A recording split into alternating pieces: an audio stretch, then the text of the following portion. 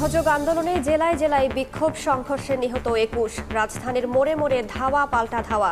Bangabandhu medical বিশ্ববিদ্যালয়ে গাড়িতে আগুন।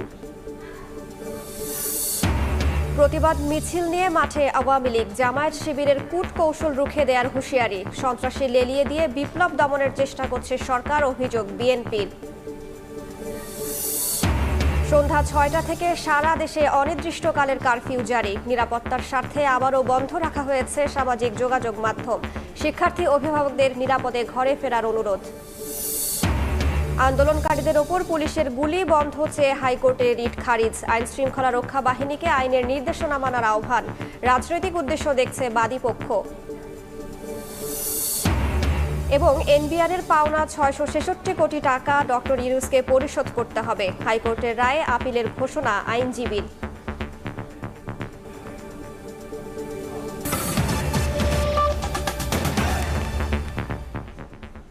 সময় সংবাদের সঙ্গে আছি আমি রাইসা জান্নাত। সরকার পদত্যাগের এক দফা দাবিতে অসহযোগ আন্দোলনে রাজধানীর মোড়ে মোড়ে বিক্ষোভ, ধাওয়া পাল্টা ধাওয়া, সংঘর্ষ চলছে। রাজধানীর ধানমন্ডি, কারওয়ান বাজার, শাহবাগেও সংঘর্ষ হয়। আগুন দেওয়া হয় একটি পোশাকের শোরুমে। এতে পুরো ভবন পুড়ে যায়। সবথেকে ভয়াবহ ক্রান্তিকাল, সংকটকাল পার করছে পুরো দেশ। রাজধানীর ঢাকাও ব্যতিক্রম নয়। সকাল থেকে রাজধানীর গুরুত্বপূর্ণ পয়েন্ট শাহবাগ, বাংলা মোটর, কারওয়ান বাজার, ফার্মগেট এক প্রকার রণক্ষেত্রে পরিণত হয়। দফায় দফায় সংঘর্ষ, হামলা পাল্টা হামলা চলতেই থাকে। আন্দোলনকারী, বিক্ষোভকারী যারা এখন এক দফা দাবি আদায়ে সোচ্চার অবস্থান করছে রাজপথে, পাশাপাশি সরকার দলীয় রাজনৈতিক যে সংগঠনগুলো রয়েছে সেই সংগঠনগুলোর নেতাকর্মীরাও সড়কে রয়েছে, রাজপথে রয়েছে। প্রত্যেকের হাতেই আমরা লক্ষ্য করছি লাঠি সোঁটা, পাশাপাশি অস্ত্র রয়েছে।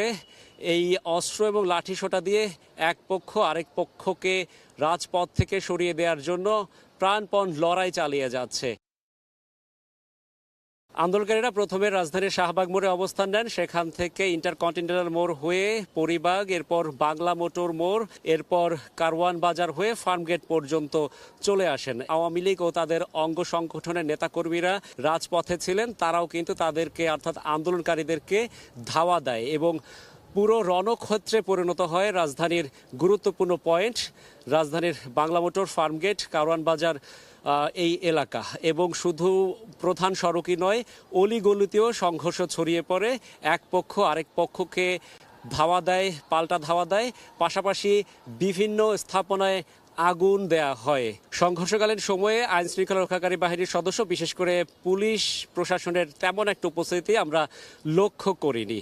এর আগে আন্দোলনের শুরুটা হয় মূলত শাহবাগ মোড় থেকে। সকাল 10:30টার পরে খণ্ড খণ্ড মিছিল নিয়ে আন্দোলনকারী অর্থাৎ যারা এক দফা দাবি আদায়ের লক্ষ্যে এখন রাজপথে রয়েছেন তারা শাহবাগ মোড়ে অবস্থান নেন। সেখানে দীর্ঘ সময় ধরে তারা বিক্ষোভ করেন মিছিল স্লোগানের মাধ্যমে। এক পর্যায়ে তারা বিক্ষুব্ধ হয়ে পড়েন, বিভিন্ন স্থাপনায় ভাঙচুর চালান। পরবর্তীতে তারা রাজধানীর গুরুত্বপূর্ণ যে পয়েন্টগুলো রয়েছে বাংলা মোটর, শাহবাগ, কারওয়ান বাজার, এই পয়েন্টগুলোতে এসে বিক্ষোভ করেন। টানা কয়েকদিন বেশ কয়েকটি দাবি নিয়ে আন্দোলন চললেও এখন আন্দোলনকারীদের দাবি একটি, এবং সেটি হচ্ছে বর্তমান সরকারের পতন। এবং এই দাবি পূরণ না হওয়া পর্যন্ত তারা রাজপথে থাকবেন, এমনটাই জানিয়েছেন।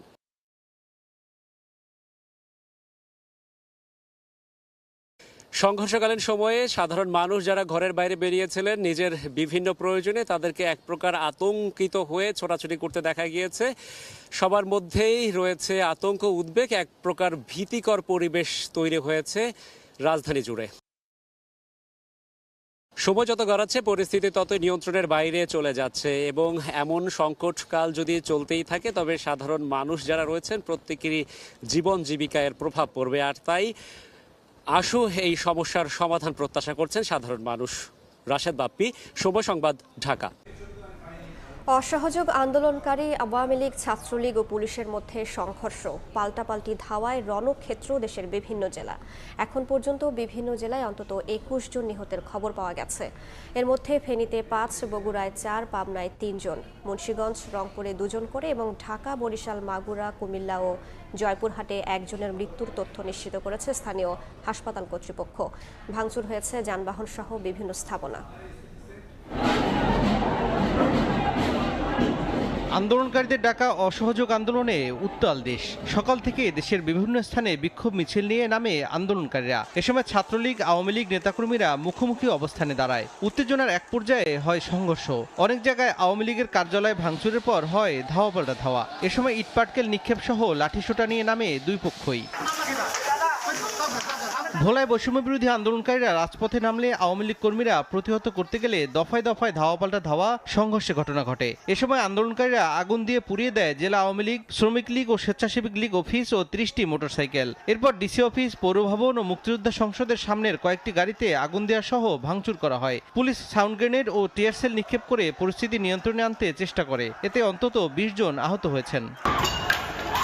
কিশোরগঞ্জেও তাণ্ডব চালানো হয়। জেলা আওয়ামী লীগ অফিসের আসবাবপত্র ভাঙচুর করে আগুনে পুড়িয়ে দেয় বিক্ষোভকারীরা। একই সময় গরমপট্টি এলাকায় জেলা আওয়ামী লীগের যুগ্ম সাধারণ সম্পাদক সৈয়দ আশফাকুল ইসলামের বাসায় হামলা ও অগ্নিসংযোগ করা হয়। এছাড়াও সাবেক রাষ্ট্রপতি মোহাম্মদ আব্দুল হামিদের বাসভবনেও হামলা হয়। পুলিশ ফাঁড়ি সহ বেশ কিছু স্থাপনাতেও তাণ্ডব চলে। পুলিশ হামলাকারীদের রুখতে টিয়ার সেল, রাবার বুলেট ও সাউন্ড গ্রেনেড নিক্ষেপ করে।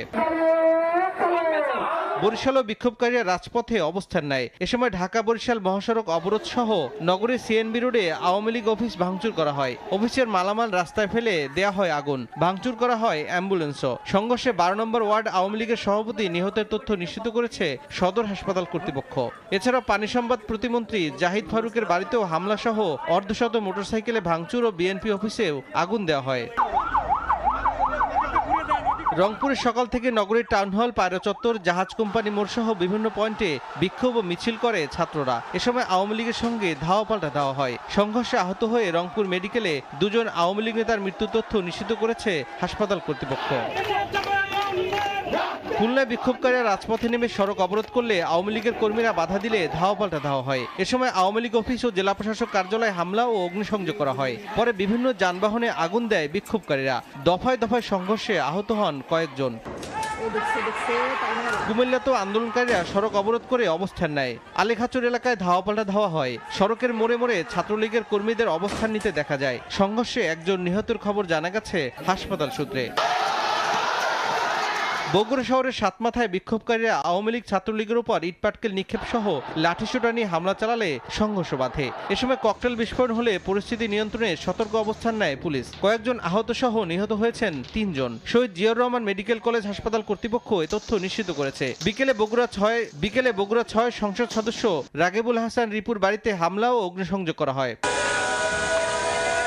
রাজশাহীর মোহনপুর থানা ও মোহনপুর উপজেলা আওয়ামী লীগ অফিসে আগুন দিয়েছে আন্দোলনকারীরা। এছাড়া পুলিশের গাড়িতেও অগ্নিসংযোগ করা হয়। পরিস্থিতি নিয়ন্ত্রণে আইনশৃঙ্খলা রক্ষাকারী বাহিনীর অতিরিক্ত সদস্য মোতায়েন করা হয়েছে।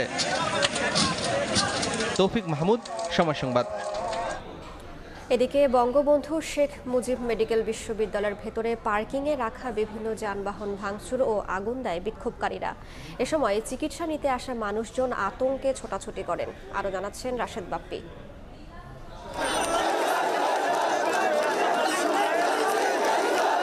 চলছে এক দফা দাবির অসহযোগ আন্দোলন। সকাল থেকে রাজধানীর শাহবাগ এলাকায় জড়ো হন আন্দোলনকারীরা।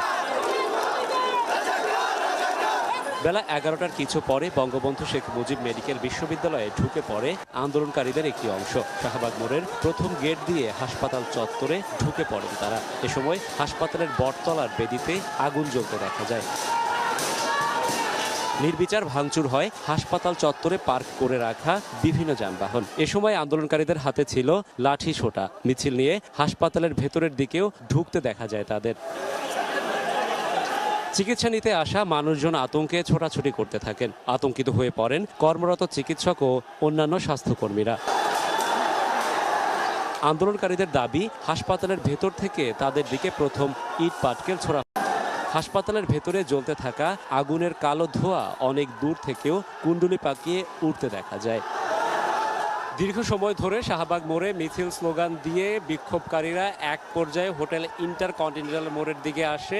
সেখানে দীর্ঘ সময় ধরে চলে স্লোগান, বিক্ষোভ। এরপর বিক্ষোভকারীরা বাংলা মোটর মোড় হয়ে কারওয়ান বাজার মোড়ের দিকে এগিয়ে আসে। একটা পর্যায়ে বিভিন্ন পাড়া মহল্লায় অবস্থানরত সরকার দলীয় নেতাকর্মীরাও বেরিয়ে আসেন রাজপথে। চলে কিছু সময় ধরে ধাওয়া পাল্টা ধাওয়া। এক পর্যায়ে পরিস্থিতি কিছুটা নিয়ন্ত্রণে আসে। রাশেদ বাপ্পি, সময় সংবাদ, ঢাকা। রাজধানীর পুরান ঢাকায় বিক্ষোভকারীদের সঙ্গে পুলিশের সংঘর্ষ হয়েছে। এ সময় সিএমএম আদালতের সামনে পুলিশের একটি গাড়িতে ভাঙচুর ও আগুন দেয়া হয়।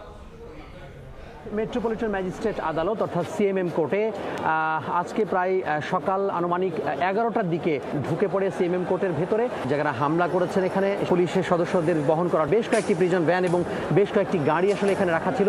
সেই গাড়িগুলোকে আসলে ভাঙচুর করা হয় এবং গাড়ির সামনের গ্লাস ভাঙা হয়েছে, ওপরের যেই সিগন্যাল বাতি রয়েছে সেই সিগন্যাল বাতি ভাঙা হয়েছে। যারা প্রত্যক্ষদর্শী রয়েছেন তারা বলছেন যে যারা এখানে ভাঙচুর চালিয়েছেন তাদের হাতে আসলে দেশীয় যে লাঠিসোঁটা, দেশীয় যে অস্ত্র যে অর্থাৎ লাঠিসোঁটা, সেই লাঠিসোঁটা ছিল। আমরা পুলিশের কাছে কোনো সহায়তা পাই নাই, সকল পুলিশ ধরাই লোকাইছে। রাস্তার ছেলেপেলে যেগুলো ছিল এইটাই, আর কোনো আইনজীবীও না, পুলিশও না। পুলিশ দেখলো যে আমাদের বাঁচার কোনো উপায় নাই, তখন পুলিশ ধরে যে তারা পালাইছে। বেশ থমথমে অবস্থা এখানে বিরাজ করছে এবং আশপাশে যে থানাগুলো রয়েছে সেই থানা থেকে পুলিশের যে দায়িত্বরত কর্মকর্তা সহ পুলিশের যে সদস্যরা রয়েছেন তারা এখানে চলে এসেছেন এবং আসার পরপরে আসলে এখানে যে ক্ষয়ক্ষতি যে নিরূপণের চেষ্টা, সেই নিরূপণের চেষ্টা করা হচ্ছে।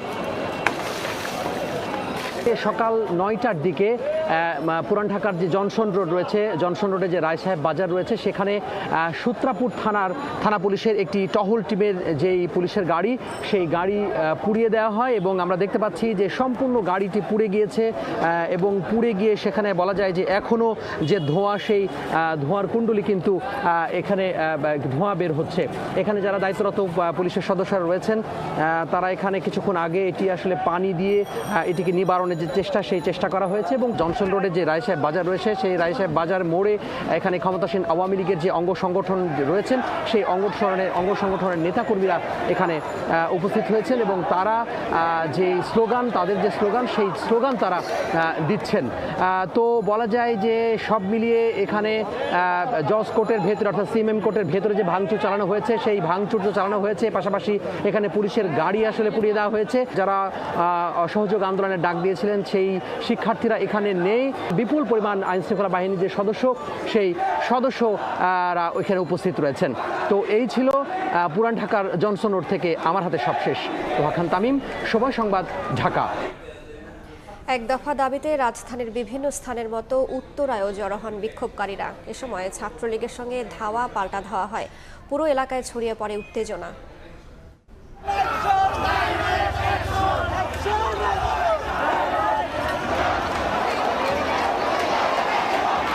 একদিকে যেমন আন্দোলনকারীদের এক দফার ডাক, অপরদিকে আওয়ামী লীগের ওয়ার্ডে ওয়ার্ডে তারা আন্দোলনকারীদের প্রতিরোধে রাস্তায় নামার আহ্বান জানিয়েছে। আমরা সকাল থেকে দেখেছি এই দুই পক্ষের যে কর্মসূচি, এটাকে কেন্দ্র করে হাউস বিল্ডিং, আবদুল্লাপুর এবং উত্তরার বিভিন্ন এলাকায় কিন্তু উত্তেজনা বিরাজ করছে। 12:30 থেকে 12টার দিকে আমরা যেটা দেখতে পেয়েছি, আবদুল্লাপুর হাউস বিল্ডিং এলাকায় বিভিন্ন জায়গা থেকে আন্দোলনকারীরা এসে জড়ো হয়েছে এবং তারা স্লোগান দিচ্ছে। এখন পর্যন্ত কোনো আমরা সংঘাত দেখিনি, কিন্তু বিভিন্ন এলাকায় কিন্তু দুই পক্ষের মধ্যে ব্যাপক উত্তেজনা বিরাজ করছে। সাদিকুর রহমান, সময় সংবাদ, ঢাকা। বিক্ষোভকারী ও আওয়ামী লীগ ছাত্রলীগ নেতাকর্মীদের মুখোমুখি অবস্থানে উত্তেজনা ছড়িয়ে পড়ে মিরপুরেও। এ সময় সতর্ক অবস্থানে দেখা যায় আইন শৃঙ্খলা রক্ষা বাহিনীকে। মিরপুরের পরিস্থিতি জানিয়েছেন নিবিড় সাহা। যে অসহযোগ আন্দোলনের ডাক, এক দফা দাবিতে, সেই আন্দোলনে কিন্তু তাদের পূর্ব ঘোষিত কর্মসূচি ছিল যে সকাল 11টার দিকে কিন্তু আন্দোলনকারীরা যারা রয়েছে তারা কিন্তু এখানে মিরপুর 10 যে গোলচত্বর পুরো এলাকায় আসার কথা ছিল, কিন্তু আমরা দেখছি যে সকাল থেকে কিন্তু আওয়ামী লীগের বিভিন্ন অঙ্গ সংগঠন এবং আওয়ামী লীগের নেতা কর্মীরা কিন্তু এখানে এসে অবস্থান নিয়েছেন। আশপাশের এলাকার যারা সংসদ সদস্যরা রয়েছেন, পাশাপাশি ঢাকা উত্তর আওয়ামী লীগের যারা নেতারা রয়েছেন তারা কিন্তু এখানে এসেছেন। তাদের সঙ্গে কিন্তু বিপুল সংখ্যক নেতাকর্মী, এখন বলা যায় পুরো মিরপুর 10 গোলচত্বর এবং আশপাশের যে এলাকাগুলো রয়েছে সেই এলাকাগুলোতে তারা অবস্থান নিয়েছে। সকাল থেকে কিন্তু নেতাকর্মীরা এখানে আসে এবং এখানে জড়ো হতে শুরু করে। 30 লক্ষ শহীদের রক্ত বৃথা যেতে পারে না। স্বাধীনতার চেতনা ধ্বংস করে দিতে চায়। আজকে দেশের সম্পদ, রাষ্ট্রীয় সম্পদ ধ্বংস করছে, জ্বালাও পোড়া করছে, দেশকে অকার্যকর করতে চায়, দেশের গণতন্ত্রকে ধ্বংস করতে। কিন্তু গণতন্ত্রের জন্যই কিন্তু মুক্তিযুদ্ধ হয়েছিল। বঙ্গবন্ধুর নেতৃত্বে 30 লক্ষ শহীদ জীবন দিয়েছে। কিন্তু আজকে সেই স্বাধীনতা বিরোধী গোষ্ঠী আজকে পুনরায় তারা এই রাষ্ট্রের বিরুদ্ধে, সরকারের বিরুদ্ধে আজকের স্বাধীনতার চেতনা ধ্বংস করে তাদের নেতৃত্ব প্রতিষ্ঠিত করতে চাচ্ছে। বিভিন্ন স্লোগান দিচ্ছেন, তাদের কর্মীদের যে কোনো অপ্রীতিকর অবস্থা মোকাবিলার জন্য কিন্তু তারা স্লোগান দিচ্ছেন। ব্যক্তিদের সাথে আজকে যুদ্ধ করতে এসেছি, আমি ছাত্রছাত্রী আমার ঘরের ছেলে মেয়েদের সাথে যুদ্ধ করতে আসি না। তাই বলতে চাই, যেসব মেয়েরা ছেলেরা আছো বাবা, তোমাদের দাবি ইতিমধ্যে পূরণ হয়েছে। সেই দাবির জন্য আরো যদি তোমাদের কোনো দাবি থাকে, বঙ্গবন্ধুর কন্যা জননেত্রী শেখ হাসিনার বাসভবন গণভবন খোলা আছে। মিরপুর 13-র দিক থেকে কিন্তু যারা আন্দোলনকারীরা রয়েছে তারা কিন্তু এখানে ঢোকার চেষ্টা করছে। আওয়ামী লীগের নেতাকর্মীদের সাথে আন্দোলনকারীদের যে ইটপাটকেল নিক্ষেপ সেটিও কিন্তু এখানে চলেছে। সেনাবাহিনীর একটি টহল দল কাজীপাড়া শেওড়াপাড়ার দিকে যাচ্ছেন। তো সবকিছু মিলিয়ে যদি বলা যায় যে আসলে ধীরে ধীরে কিন্তু বেশ থমথমে অবস্থা বিরাজ করা শুরু করেছে এই মিরপুর 10 নম্বরের এই গোলচত্বর সহ এর আশপাশের পুরো এলাকায়। নিবিড় সাহা, সময় সংবাদ, ঢাকা। সন্ধ্যা 6টা থেকে দেশ জুড়ে আবারও অনির্দিষ্টকালের কারফিউ জারি করা হয়েছে। বিকেলে স্বরাষ্ট্র মন্ত্রণালয়ের পক্ষ থেকে কথা জানানো হয়। মন্ত্রণালয় জানায়, রোববার সন্ধ্যা 6টা থেকে পরবর্তী নির্দেশ না দেওয়া পর্যন্ত ঢাকা মহানগর সহ সব বিভাগীয় সদর, সিটি কর্পোরেশন, পৌরসভা, শিল্পাঞ্চল, জেলা ও উপজেলা সদরে সান্ধ্য আইন বলবৎ করা হয়েছে। কোটা সংস্কার আন্দোলন ঘিরে সহিংসতা ছড়িয়ে পড়ায় গত 19 জুলাই রাতে সারা দেশে সেনা মোতায়েন ও কারফিউ জারি করা হয়। পরে ধীরে ধীরে শিথিল করা হয় কারফিউ। এদিকে বিকেলের সরকারি এক প্রেস বিজ্ঞপ্তিতে শিক্ষার্থী ও অভিভাবকদের নিরাপদে ঘরে ফেরার অনুরোধ করা হয়েছে। বিভিন্ন জায়গায় জঙ্গি হামলা হচ্ছে জানিয়ে বিজ্ঞপ্তিতে বলা হয়, জঙ্গি হামলায় জড়িতদের বিরুদ্ধে কঠোর ব্যবস্থা নেওয়া হবে। অরাজকতা কারা করছে তা দেশ ও বিশ্ববাসী মানুষ দেখছে জানিয়ে তথ্য সম্প্রচার মন্ত্রী বলেছেন, দেশ রক্ষায় সন্ত্রাসীদের বিরুদ্ধে সর্বোচ্চ ব্যবস্থা নিতে একমত আইন শৃঙ্খলা রক্ষা বাহিনী। এদিকে নিরাপত্তার স্বার্থে সামাজিক যোগাযোগ মাধ্যম আবারও বন্ধ রাখা হয়েছে বলে জানিয়েছেন তিনি। আমরা তো ধৈর্য ধরছি, আমরা কিন্তু কোথাও কিছু করছি না, কারণ আমরা জাতিকে, বিশ্বকে দেখাতে চাই যে সন্ত্রাসটা কারা করে একটু দেখুক। নাহলে তো আমাদেরকে বলবে এই যে আমরা নেমেছি, আমরা এটা অন্যায়টা করছি। আমরা যা কিছু করছি বৃহত্তর স্বার্থে করছি, কোনো কিছু আটকানোর জন্য করছি না, কাউকে থামানোর জন্য করছি না, কোনো কিছু বন্ধ করার জন্য না। আমরা হতাহত, উত্তেজনা, আরো যে আপনার সহিংসতা, সংঘাত, সেগুলো এড়ানোর জন্য করছি, কারণ সরকার এটা দায়িত্ব। 3 বাহিনীর প্রধান থেকে শুরু করে সকল সিকিউরিটি ফোর্সের সংস্থার সবাই ছিল, আমাদের অন্যান্য মন্ত্রীরাও ছিলেন, এবং আমাদের একটা ফ্রুটফুল মিটিং হয়েছে। এই মিটিংয়ে সবাই একটা সেম পেজে আছে, সেটি হলো আমরা একটা গ্রেটার এনিমি ফেস করছি, যারা ধ্বংসাত্মক, যারা পুড়িয়ে দিচ্ছে, কি পয়েন্ট ইনস্টলেশনগুলোতে তারা পুরাচ্ছে, মারছে, ধ্বংস করছে, মানুষের সম্পদ নষ্ট করছে। তাদেরকে কিভাবে দেশকে রক্ষা করার জন্য কাজ করতে হবে সে ব্যাপারে সবাই প্রতিজ্ঞাবদ্ধ, অঙ্গীকারাবদ্ধ। কোনো ধরনের গুজবে আপনারা পা দিবেন না, এটা নিশ্চিত করতে চাই। সরকার পতনের এক দফা দাবি রুখতে শেষ পর্যন্ত মাঠে থাকার কথা জানিয়েছেন আওয়ামী লীগের কেন্দ্রীয় নেতারা। সকালে রাজধানীর কৃষিবিদ ইনস্টিটিউটের সামনে শান্তি সমাবেশে এই হুঁশিয়ারি দেওয়া হয়। এ সময় আওয়ামী লীগের সভাপতি মণ্ডলীর সদস্য ডক্টর আব্দুর রাজ্জাক বলেন, কোটা আন্দোলনকে সরকার পতনের এক দফা আন্দোলনে পরিণত করার পেছনে কূটকৌশল করেছে বিএনপি জামায়াত। তাই দেশবিরোধীদের নির্মূল না করা পর্যন্ত সবাই মাঠে থাকার ঘোষণা দেন। আর যুগ্ম সাধারণ সম্পাদক আফামা বাহাউদ্দিন নাসিম বলেন, ছাত্র আন্দোলনকে পুঁজি করে দেশকে ব্যর্থ রাষ্ট্রে পরিণত করতে চায় বিএনপি জামায়াত। সংক্ষিপ্ত সমাবেশ শেষে মিছিল নিয়ে সংসদ ভবন এলাকা ঘুরে আবারও কেআইবির সামনে অবস্থান নেন তারা।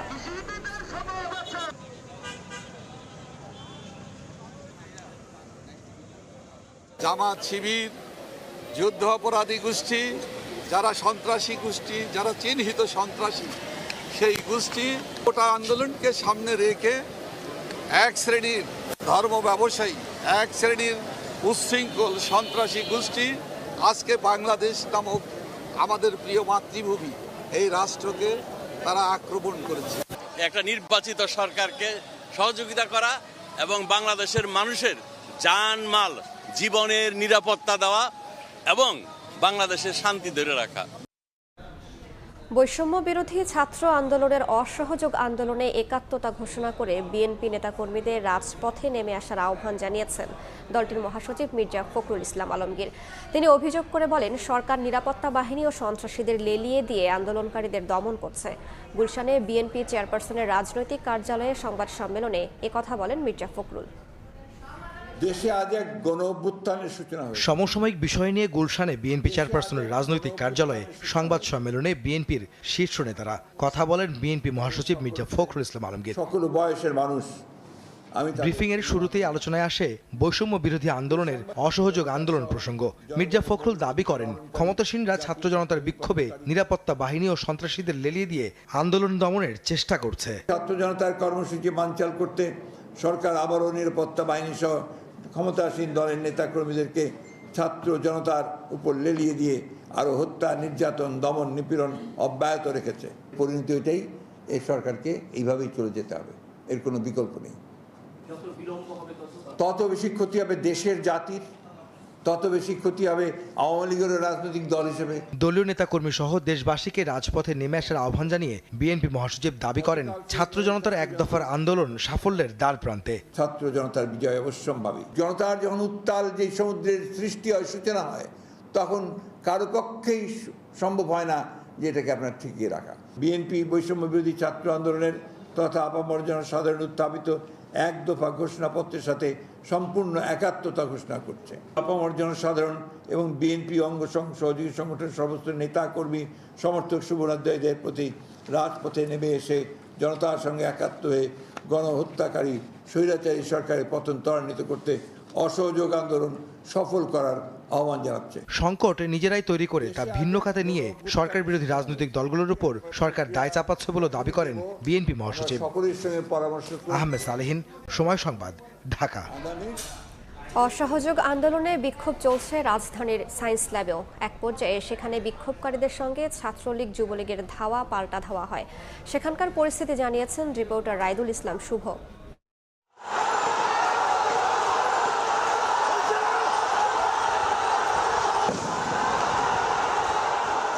এক দফা দাবিতে বৈষম্য বিরোধী ছাত্র আন্দোলনের অংশ হিসেবে আজকে সকাল থেকে রাজধানী ঢাকা সহ সারা দেশে পালিত হচ্ছে অসহযোগ আন্দোলন। আমরা দেখতে পেয়েছি সকাল থেকেই এই সায়েন্স ল্যাব এলাকা কিন্তু স্লোগানে মুখরিত করে থাকে, যেন তাদের দাবিগুলো আদায় হয়, তাদের ভাইদের যে হারিয়েছেন সেটি যেন হত্যার বিচার করা হয়। তার পাশাপাশি এই যে বর্তমানে যেই তাদেরকে আটক করা হচ্ছে তাদেরকে যেন মুক্ত করা হয়। সকাল 11:30টার পরে দুপক্ষের মধ্যে একটি সংঘর্ষের সৃষ্টি হয় এবং এ সময় কিছু ককটেল এবং গুলিরও শব্দ আমরা শুনতে পাই। সব কিছু মিলিয়ে প্রায় 11:30 থেকে 12টা পর্যন্ত একটা রণক্ষেত্রে পরিণত হয় এই সায়েন্স ল্যাব এলাকা। এই সায়েন্স ল্যাব এলাকায় যে পুরোটা আসলে তাদের আন্দোলনকারী যারা রয়েছেন তারা তাদের আওতার মধ্যে রেখেছেন।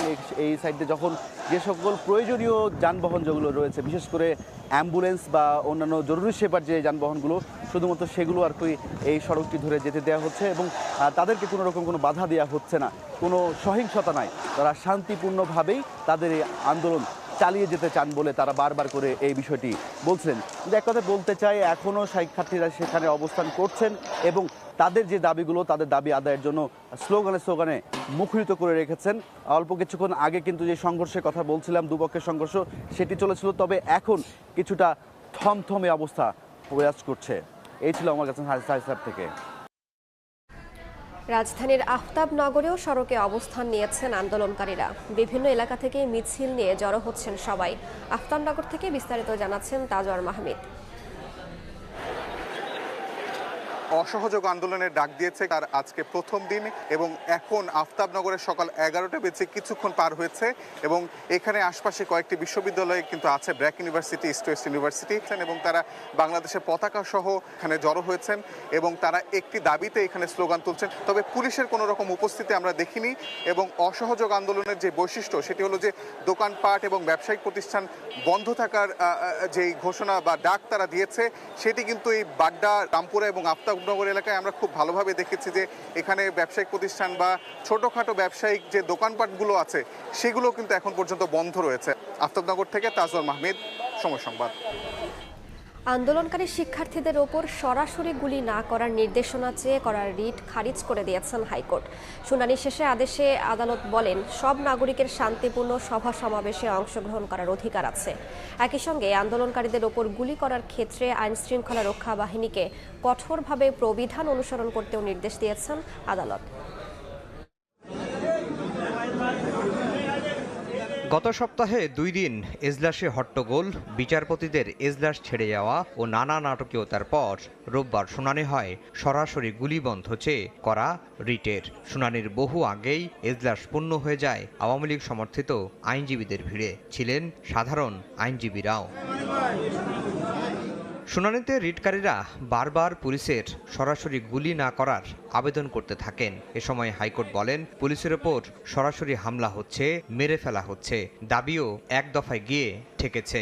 এক্ষেত্রে উচ্চ আদালতের কী বা করার আছে? এতে সায় দিয়ে অ্যাটর্নি জেনারেল বলেন, পুলিশ তখনই গুলি ছুড়েছে যখন আক্রান্ত হয়েছে।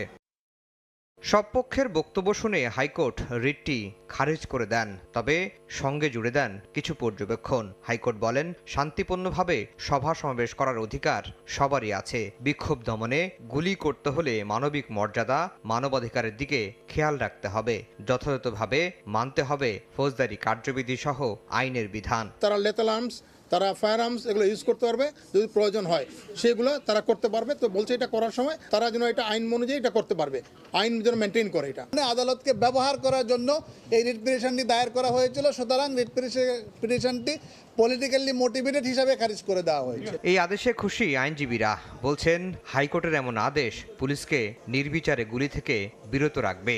যতটুকু ফোর্স তাদের করাটা আইনে তাদেরকে পারমিট করছে, তার বাইরে তারা কোনো কিছু করতে পারবে না। গুলিবর্ষণ এমনি করা যাবে না, লাইভ রাউন্ড যখন ইচ্ছা চালানো যাবে না, এবং এটা ক্লিয়ার, এবং আইনটা এখন স্ট্রিক্টলি ফলো করতে হবে। বৈষম্য বিরোধী ছাত্র আন্দোলনের 6 সমন্বয়ককে বেআইনিভাবে ডিবি হেফাজতে রাখায় ভবিষ্যতে আইনি পদক্ষেপ নেয়ার কথাও জানান রিটকারী আইনজীবী।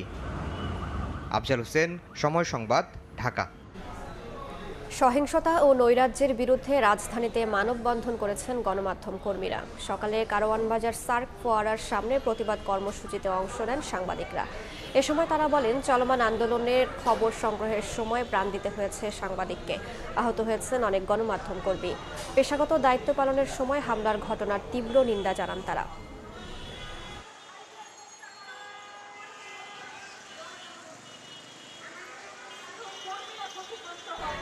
অসহযোগ আন্দোলনের প্রথম দিনে রাজধানীতে যান চলাচল অনেকটাই কম। সপ্তাহের প্রথম কর্মদিবসে সড়কগুলোতে মানুষের উল্লেখযোগ্য আনাগোনাও নেই। এ অবস্থায় ভোগান্তিতে পড়েছেন খেটে খাওয়া মানুষ। রফিক মিয়া পেটের দায়ে রাজধানীতে এসেছিলেন, তবে সাম্প্রতিক পরিস্থিতিতে তার হচ্ছে কই। উল্টো এখন ভয় নিরাপত্তা নিয়ে।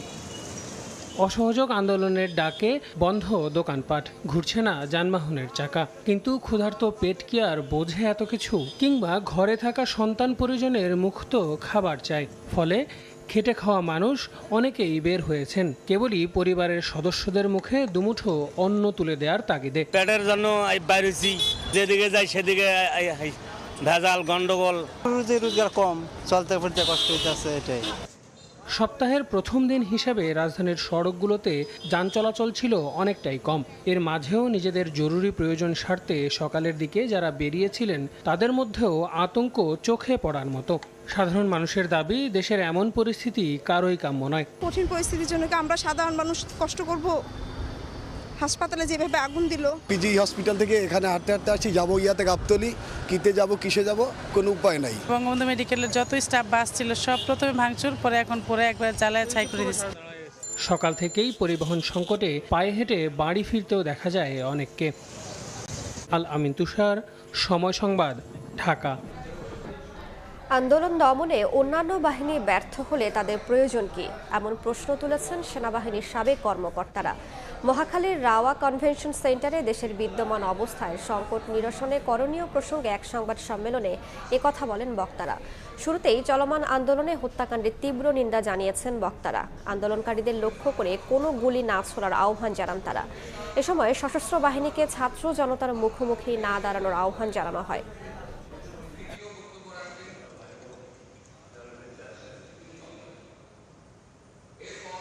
আমরা নিজেরা নিজেদের সাথে যুদ্ধ করতে পারি না। আমাদের দেশটাকে, এই প্রিয় রাজধানী ঢাকা ও জেলা শহরগুলোকে যুদ্ধক্ষেত্রে পরিণত করতে দিতে পারি না। তাই আজ এখানে দাঁড়িয়ে ব্যর্থহীন ভাষায় বলছি, ইনশাল্লাহ তা আমরা করতে দেব না। সকল শ্রেণী ও পেশার মানুষকে সাথে নিয়ে ঐক্যবদ্ধভাবে শান্তি প্রচেষ্টায় সচেষ্ট থাকবে। ডক্টর মোহাম্মদ ইউনূসের গ্রামীণ কল্যাণকে আয়কর বাবদ এনবিআর-এর 666 কোটি টাকা পরিশোধের নির্দেশ দিয়েছেন হাইকোর্ট। রোববার বিচারপতি খুরশিদ আলম খানের সমন্বয়ে গঠিত হাইকোর্টের দ্বৈত বেঞ্চ এ আদেশ দেন। আদেশের বিরুদ্ধে আপিল করার কথা জানিয়েছেন ইউনূসের আইনজীবী। ডক্টর মোহাম্মদ ইউনূসের কয়েকটি প্রতিষ্ঠানের কাছ থেকে এর আগে 228 কোটি 3,83,238 টাকা কর আদায় করে এনবিআর। আইনি প্রক্রিয়ায় হেরে রাষ্ট্রীয় কোষাগারে এই টাকা জমা দিতে বাধ্য হন অধ্যাপক ইউনূস। রোববার গ্রামীণ কল্যাণের কাছ থেকে এনবিআর-এর পাওনা 666 কোটি টাকা কর পরিশোধের আদেশ দিয়েছেন উচ্চ আদালত। 2012 থেকে 2016 মোট 5 অর্থ বছরে প্রতিষ্ঠানটির কাছ থেকে এ টাকা পান জাতীয় রাজস্ব বোর্ড, যদিও টাকা পরিশোধের কোনো সময়সীমা বেঁধে দেননি উচ্চ আদালত। আমাদের যে পাওনা যে দাবি আছে 666 কোটি টাকা, সেটা ওনাকে এখন দিতে হবে। এখন আমরা নোটিশ দিয়ে ওনাকে থেকে এই টাকাটা আদায় করে নেব। আইনের শেষ না দেখে সহসায় টাকা পরিশোধ করতে নারাজ ইউনূসের আইনজীবী। সমস্ত আইনের বিধানগুলিকে না মেনে এবং সিস্টার কনসেন্ট এটা না মেনেই আজকে রায়টা দিয়েছেন।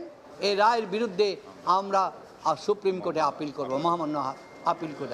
এদিকে সোমবার দুর্নীতির মামলায় ডক্টর ইউনূস সহ 14 জনের বিরুদ্ধে সাক্ষ্য গ্রহণের দিন ধার্য রয়েছে। রাতে প্যারিস থেকে ফিরেই কোর্টে হাজির হওয়ার কথা জানিয়েছেন তার আইনজীবী। আফজাল হোসেন, সময় সংবাদ, ঢাকা। এক সপ্তাহ না যেতেই আবারও বন্ধ হলো মোবাইল ইন্টারনেট। দুপুর 1টার দিকে সারা দেশে 4G নেটওয়ার্ক ডাউন করেছে মোবাইল অপারেটররা।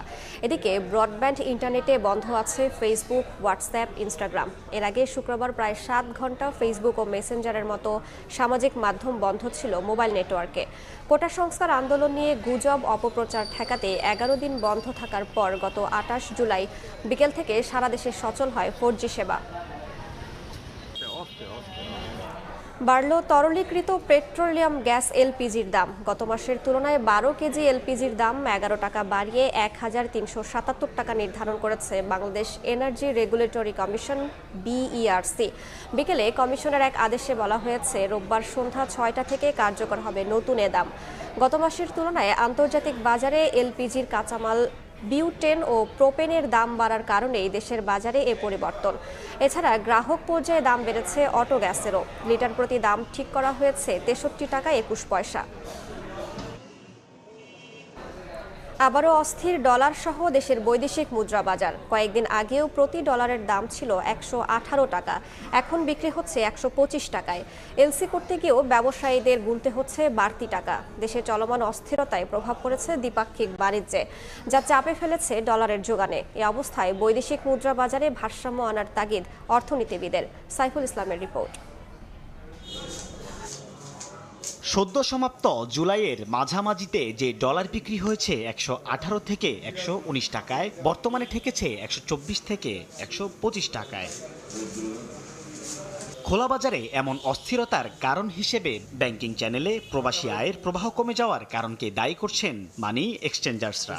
বই রেতার ভিতর দিয়েও আমরা এগিয়ে গেছি, আমরা ওই রেটটা ধরে রাখার চেষ্টা করেছি। এক শ্রেণীর অসাধু লোক আছে, ব্যবসায়ী আছে, একটা সিন্ডিকেট আছে, তারা এই সমস্ত ব্যাপারে অনেক গুজব রটায়। তারা এইটা করে, এই হচ্ছে সেই হচ্ছে, 25 টাকা 30 টাকা। এমন পরিস্থিতিতে পণ্য আমদানি রপ্তানি করতে বিপাকে পড়েছেন ব্যবসায়ীরা। তাদের দাবি, সেন্ট্রাল ব্যাংক দাম বেঁধে দিলেও মেলে না সেই দামে ডলার। আমাদের যে র মেটেরিয়ালসের জন্য যে এলসিগুলো খুলতে হয় বা আমাদের অন্যান্য যে মেশিনারিজের জন্য যে এলসিগুলো খুলতে হয়, সেগুলো ব্যাংকের রেট 117-18 থাকলেও বাস্তবে আসলে সে রেটে ডলার পাওয়াটা অনেক সময় মুশকিল হয়ে যায়। অর্থনীতিবিদরা বলছেন, বাজার পরিস্থিতির উপর ভিত্তি করে সিদ্ধান্ত পরিবর্তন করলে নিয়ন্ত্রণে থাকবে ডলারের দাম। অ্যাকুরেট রেট হবে যেখানে চাহিদা আর যোগানের একটা ভারসাম্য পাওয়া যায়। সেটা যদি 120 টাকা হয়, তো ওটা 120 টাকা হতে দিতে হবে। তা না হলে আপনি যদি তার চেয়ে কম দেন, তাহলে চাহিদা বেশি থাকবে, যোগান কম থাকবে, একটা ঘাটতি থাকবে এবং বাজার ব্যবস্থাপনায় অনেক ধরনের অনিয়ম, লুকোচুরির কথা যেটা বলছেন, এইগুলি ঘটতেই থাকবে। তবে বেসরকারি ব্যাংক কর্মকর্তার দাবি, ডলারের দাম বাড়লেও 117 টাকা দরেই ঋণপত্র খুলতে পারছেন ব্যবসায়ীরা। কার মার্কেটে একটু যেটা শুনতেছি যে 125 টাকা 26 টাকা এরকম, কিন্তু ব্যাংকিং চ্যানেলে এখনও আমরা ইম্পোর্ট পেমেন্ট যেটা লজমেন্ট যেটা করি, সেটা আমরা 117তে করতেছি। বৈদেশিক মুদ্রা বাজার সহনীয় রাখতে নিত্য নতুন পলিসি আর সংকটের মধ্যেও ব্যাংকগুলোকে সহযোগী হয়ে কাজ করার দাবি সংশ্লিষ্টদের। সাইফুল ইসলাম, সময় সংবাদ, ঢাকা। বাংলাদেশের তৈরি পোশাক নিয়ে এবার ভিন্ন তথ্য প্রকাশ করেছে বিশ্ব বাণিজ্য সংস্থা WTO। ইপিবির দেয়া তথ্যের বিপরীতে যা $9 বিলিয়ন কম। 2023 সালে ইপিবি দেশের পোশাক রপ্তানির তথ্য জানায় $47.5 বিলিয়ন। তবে বিশ্ব বাণিজ্য সংস্থার মতে $38 বিলিয়ন পোশাক রপ্তানি করেছে বাংলাদেশ। এদিকে গত বছরও বিশ্ববাজারে তৈরি পোশাক রপ্তানিতে দ্বিতীয় শীর্ষস্থানে রয়েছে বাংলাদেশ, আর বরাবরের মতোই শীর্ষ রপ্তানিকারকের স্থান ধরে রেখেছে চীন। তৈরি পোশাক বা আরএমজি রপ্তানিতে 2023 সালেও বিশ্বে দ্বিতীয় স্থান ধরে রেখেছে বাংলাদেশ। সম্প্রতি প্রকাশিত বিশ্ব বাণিজ্য সংস্থা WTO এর ওয়ার্ল্ড ট্রেড স্ট্যাটিস্টিক্স 2023 কি ইনসাইটস অ্যান্ড ট্রেড শীর্ষক প্রতিবেদনের তথ্য বলছে, তৈরি পোশাক রফতানিতে বরাবরের মতোই শীর্ষস্থানে রয়েছে চীন। বর্তমানে বিশ্ববাজারে দেশটির আধিপত্য 31.6%। এরপরে দ্বিতীয় স্থানে বাংলাদেশের 7.4% আর তৃতীয় স্থানে থাকা ভিয়েতনামের অবস্থান প্রায় 6%। গেল জুলাইয়ের শুরুতে দেশের আরএমজি রফতানির তথ্যে গড়মিল করেছে রফতানি উন্নয়ন ব্যুরো ইপিবি। বিষয়টি সামনে আনে বাংলাদেশ ব্যাংক। ধারাবাহিকভাবে এবার WTO 2023 সালের এক প্রতিবেদনে বাংলাদেশের তৈরি পোশাক রফতানির যে পরিসংখ্যান উল্লেখ করা হয়েছে তা ইপিবির চেয়ে $9 বিলিয়ন কম। যদিও ইপিবির তথ্য একই সময়ে বাংলাদেশ আরএমজি খাতে রফতানি করেছে প্রায় $47 বিলিয়ন। বিপরীতে WTOর প্রতিবেদন বলছে 2023 সালে বাংলাদেশ রফতানি করেছে প্রায় $38 বিলিয়ন তৈরি পোশাক। সংস্থাটি বলছে 2022 সালে $45 বিলিয়ন তৈরি পোশাক রফতানি করেছিল বাংলাদেশ, অর্থাৎ বছর ব্যবধানে রফতানি কমেছে $7 বিলিয়ন। গত বছর বিশ্বের শীর্ষ তৈরি পোশাক রফতানিকারক চীন $165 বিলিয়ন তৈরি পোশাক রফতানি করেছে, আর একক দেশ হিসেবে বিশ্বের তৃতীয় শীর্ষ তৈরি পোশাক রফতানিকারক ভিয়েতনাম $31 বিলিয়ন তৈরি পোশাক রফতানি করে। চতুর্থ ও পঞ্চম স্থানে থাকা তুরস্ক ও ভারত রফতানি করেছে যথাক্রমে $19 বিলিয়ন ও $15 বিলিয়ন তৈরি পোশাক। ইয়ানুর শিফাত, সময় সংবাদ। চলমান পরিস্থিতিতে রাজধানীর বাজারে সরবরাহ কমেছে বিভিন্ন কাঁচা পণ্যের। অন্য দিনের তুলনায় রোববার সকালে বাজারে ক্রেতা উপস্থিতিও কম ছিল, কিন্তু সরবরাহ চাহিদার তুলনা বিবেচনায় দামে কোনো পরিবর্তন হয়নি। সবজি, মাছের মতো মুরগি ও ডিম বিক্রি হচ্ছে আগের মতোই চড়া মূল্যে। পর্যাপ্ত সরবরাহ আর ক্রেতা বিক্রেতার শোরগোলে গত কয়েকদিন রাজধানীর কারওয়ান বাজার ভরপুর থাকলেও রোববারের চিত্র ভিন্ন। বাজারে মাছের সরবরাহ ছিল অনেকটাই কম, সঙ্গে দামটাও ছিল আগের তুলনায় আরো বেশি। মাছ কম আসছে, একদম কম, অনেক দাম। আজকে বাজারই তো নাই, দেখেন দুই একটা দোকান বাজার, গাড়ি ঘোড়া ছাড়তেছে না, এখানে মাছ আসতেছে না, মাছ সরবরাহ কম, বাজারে মাছ কম, এখানে মাছের দাম বেশি। আজকে গতকালকে বিক্রি কিন্তু খারাপ, মাছের দাম বেশি। দামের ক্ষেত্রে সবজির বাজারের চিত্র প্রায় একই। এদিন সরবরাহ ছিল অন্যান্য দিনের তুলনায় স্বাভাবিক। ক্রেতা বিক্রেতারা বলছেন, শনিবারের তুলনায় পেঁপে, বেগুন, পটল, চিচিঙ্গা সহ বেশ কিছু পণ্যের দাম বেড়েছে কেজিতে 5 থেকে 10 টাকা। বেশিরভাগ সবজি বিক্রি হচ্ছে 60 থেকে 80 টাকায়। সবজি দাম অনেক বেশি, কোনো তরকারি 80 টাকা 100 টাকার নিচে পাচ্ছি। চিচিঙ্গার দামটা কেজিতে 5 টাকা বেশি। আমি হলো বরবটি গেছে গেলের তুলনায় আজ হলো কেজিতে 30 টাকা বেশি। এদিকে মুদি পণ্যে তেমন কোনো পরিবর্তন না হলেও কেজিতে 5 টাকা বেড়েছে পাম অয়েলের দাম। অন্যান্য পণ্য বিক্রি হচ্ছে আগের বাড়তি দামেই। গত 2-1 দিনের তুলনায় এটা মোটামুটি আপনার ওই হারে দাম বাড়েনি, আগের দামে মোটামুটি সবকিছু আছে। একটু বাড়তি, গতকালকে রাত্রি বলছে 200-300 টাকা গ্রামে বাড়তি। তবে মুরগি ও ডিমের দামে হয়নি কোনো পরিবর্তন। আগের মতোই চড়া মূল্যে বিক্রি হচ্ছে বিভিন্ন বাজারে। ফরহাদুর রহমান, সময় সংবাদ, ঢাকা। দেশে চলমান অস্থিরতার কারণে পর্যটকের সংখ্যা কমে গেছে মৌলভীবাজারে। জেলার বেশিরভাগ স্পট ও হোটেল মোটেল পর্যটক শূন্য। এর মধ্যে 100 কোটি টাকার বেশি লোকসানের দাবি করেছেন ব্যবসায়ীরা। শাহ অলিদুর রহমানের পাঠানো তথ্য ও মোহাম্মদ ইয়ারুপ আহমেদের ছবি নিয়ে রিপোর্ট।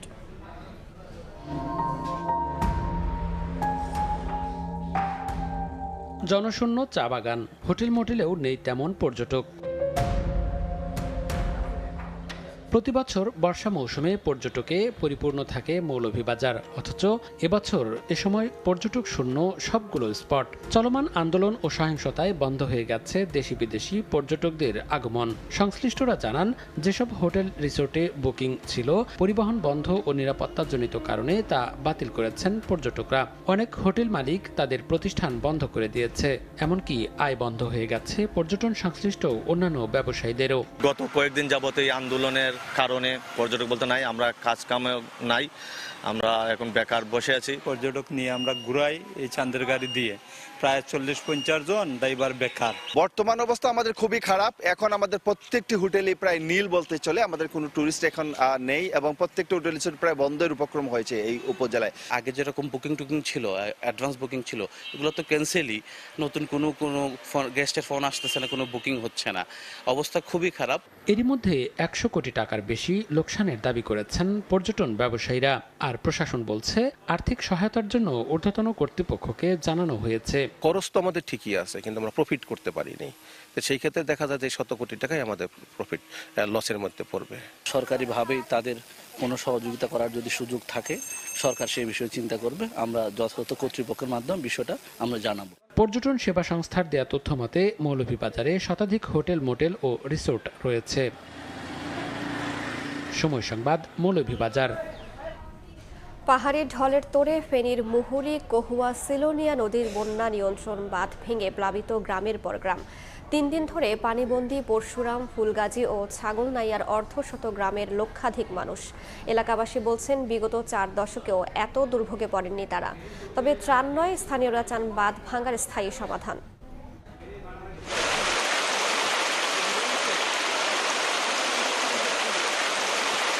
টানা বৃষ্টি এবং ভারতের উজান থেকে নেমে আসা পাহাড়ি ঢলের পানির তোড়ে শুক্রবার দুপুরের পর থেকেই ফেনীর মুহুরী, কহুয়া, সিলোনিয়া নদীর বন্যা নিয়ন্ত্রণ বাঁধের একাধিক স্থানে ভাঙন সৃষ্টি হয় এবং সেই ভাঙন পর্যায়ক্রমে এখন দাঁড়িয়েছে 17টি।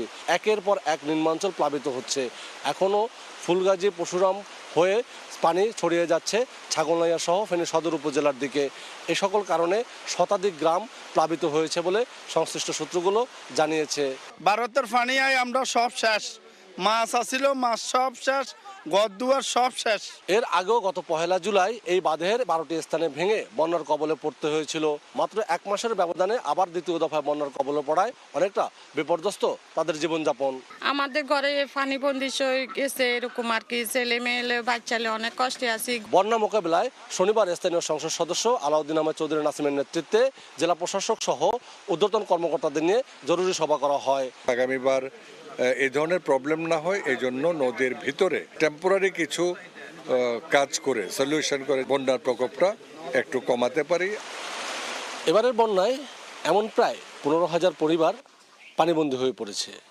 আর স্থানীয়রা এভাবে বছরে একাধিকবার বন্যার কবলে পড়ে দুর্বিষহ জীবনযাপন করতে হয়। তাদের দাবি কোনো ত্রাণ নয়, তারা চান এই বাঁধ ভাঙার স্থায়ী সমাধান। আতিয়ার সজল, সময় সংবাদ, Feni. Kai Aluminium. Better is now the best. দেশের বাইরের খবর। ইসরায়েলের ঘুম হারাম করে দিয়েছে লেবাননের সশস্ত্র গোষ্ঠী হিজবুল্লাহ। শনিবার ভূখণ্ডটিতে রাতভর চলে রকেট বৃষ্টি। অধিকাংশ রকেট প্রতিহতের দাবি করলেও ক্ষয়ক্ষতি কিংবা প্রাণহানির বিষয়ে কোনো তথ্য প্রকাশ করেনি তেল আবিব। জবাবে লেবাননের দক্ষিণাঞ্চলে বিমান হামলা চালিয়েছে ইসরায়েলি বাহিনী। একই সঙ্গে বেপরোয়া আচরণের জন্য গোষ্ঠীটিকে চরম মূল্য দিতে হবে বলে হুঁশিয়ারি দিয়েছে নেতানিয়াহু সরকার। শনিবার গভীর রাতে সাইরেনের বিকট শব্দে ঘুম ভেঙে যায় ইসরায়েলিদের। কিছু বুঝে ওঠার আগেই মুহুর্মুহুর রকেট হামলায় কেঁপে ওঠে ইসরায়েলের মাটি। লেবানন থেকে বৃষ্টির মতো ইসরায়েলের আকাশে আসতে থাকে একের পর এক রকেট। প্রায় 25 মিনিট ধরে চলে এ হামলা। লেবাননে বেসামরিক নাগরিকদের ওপর চালানো হামলার প্রতিশোধে ভূখণ্ডটির উত্তরাঞ্চলীয় বেইট হিল্লেলে হামলা চালানোর দাবি লেবাননের সশস্ত্র গোষ্ঠী হিজবুল্লাহর। 50টিরও বেশি কাতিউশা রকেট দিয়ে আঘাত হানা হলেও ইসরায়েলি অত্যাধুনিক আকাশ প্রতিরক্ষা ব্যবস্থা আয়রন ডোমের মাধ্যমে অধিকাংশ রকেট প্রতিহতের দাবি করা হয়। তবে পাল্টা আক্রমণ চালিয়েছে ইসরায়েলি সামরিক বাহিনীও। লেবাননের দক্ষিণাঞ্চলে সীমান্তবর্তী আল আদিশায় হিজবুল্লাহর সামরিক অবকাঠামো লক্ষ্য করে বিমান হামলা চালিয়েছে তারা। একই সঙ্গে গোষ্ঠীটিকে চরম মাশুল দিতে হবে বলে হুঁশিয়ার করেছে তেল আবিব। তবে ইরান সমর্থিত হিজবুল্লাহ বলছে শনিবার যে হামলা চালানো হয়েছে তা কেবলই নমুনা মাত্র। সম্প্রতি হামাসের রাজনৈতিক শাখার প্রধান ইসমাইল হানিয়া ও হিজবুল্লাহর শীর্ষ কমান্ডার হত্যাকাণ্ডের জেরে মধ্যপ্রাচ্য জুড়ে বাজছে যুদ্ধের দামামা। এদিকে এমন উদ্ভূত পরিস্থিতিতে মার্কিন নাগরিকদের যে কোনো উপায়ে টিকিট পাওয়া মাত্র লেবানন ছাড়ার আহ্বান জানিয়েছে যুক্তরাষ্ট্র। জান্নাতুল সাদিয়া, সময় সংবাদ। আন্তর্জাতিক মহলের চাপ উপেক্ষা করে শনিবার গাজার বিভিন্ন স্থানে হামলা চালায় ইসরায়েলি বাহিনী। এতে অন্তত ৩১ ফিলিস্তিনি নিহত হয়েছেন, আহত হয়েছেন বহু মানুষ। জবাবে বেশ কয়েকটি ঘাঁটি লক্ষ্য করে হামলার দাবি করেছে হামাস। এদিকে আঞ্চলিক সংঘাত নিয়ে লেবাননের পররাষ্ট্রমন্ত্রীর সঙ্গে ফোনালাপে গভীর উদ্বেগ প্রকাশ করেছেন মিশরের পররাষ্ট্রমন্ত্রী। এ সময় ইসরায়েলি বাহিনীর হামলা ঠেকাতে যে কোনো পরিস্থিতিতে লেবাননের পাশে থাকার প্রতিশ্রুতি দেন তিনি। অন্যদিকে ইয়েমেনের হাউথি বিদ্রোহীদের ক্ষেপণাস্ত্র ঘাঁটিতে হামলার দাবি করেছে যুক্তরাষ্ট্র। আন্তর্জাতিক জলসীমায় পশ্চিমাদের বাণিজ্যিক জাহাজ রক্ষায় এমন পদক্ষেপ বলে জানানো হয়।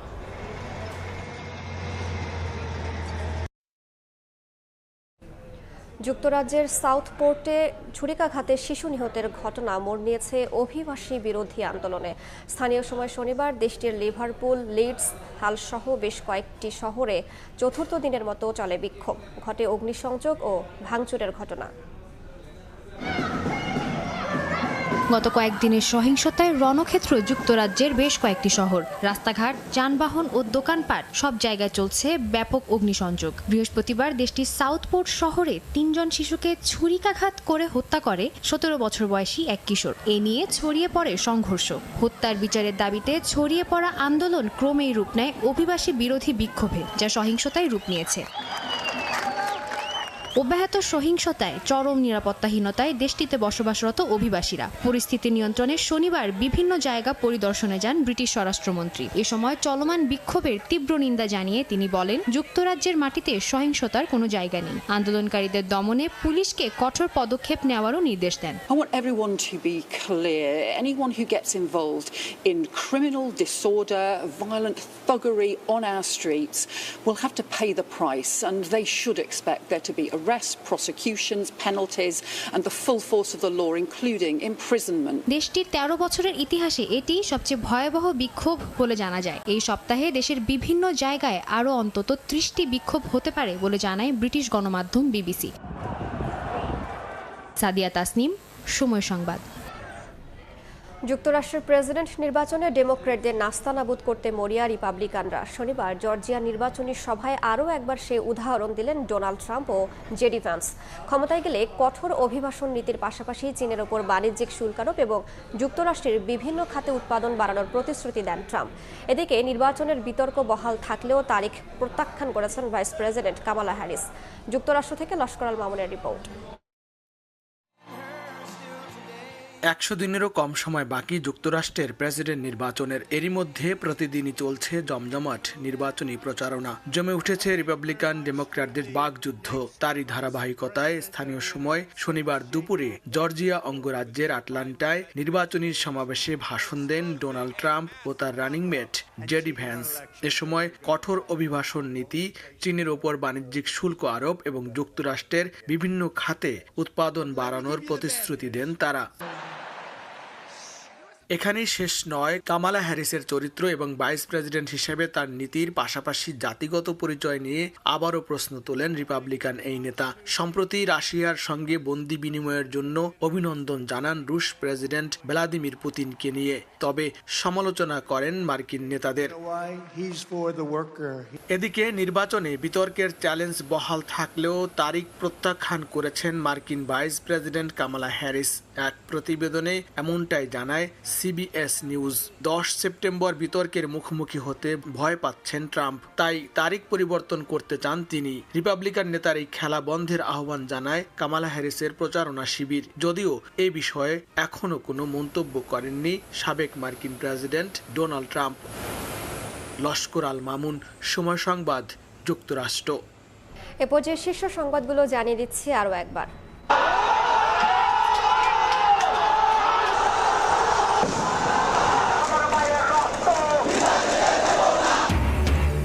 অসহযোগ আন্দোলনে জেলায় জেলায় বিক্ষোভ সংঘর্ষে নিহত অন্তত ২৯। রাজধানীর মোড়ে মোড়ে ধাওয়া পাল্টা ধাওয়া। বঙ্গবন্ধু মেডিকেল বিশ্ববিদ্যালয়ে গাড়িতে আগুন।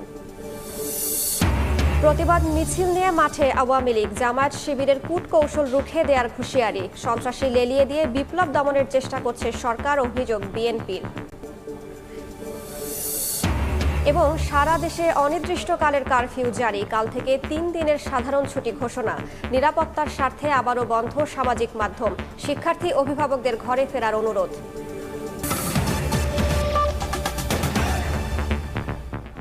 এই ছিল সময় সংবাদে। বাংলার সময়ের সঙ্গে থাকবেন সহকর্মী ওমর ইনান। আপনাকে ধন্যবাদ। বাংলার সময় নিয়ে ফিরছি কিছুক্ষণ পর, সঙ্গে থাকুন সময়ের।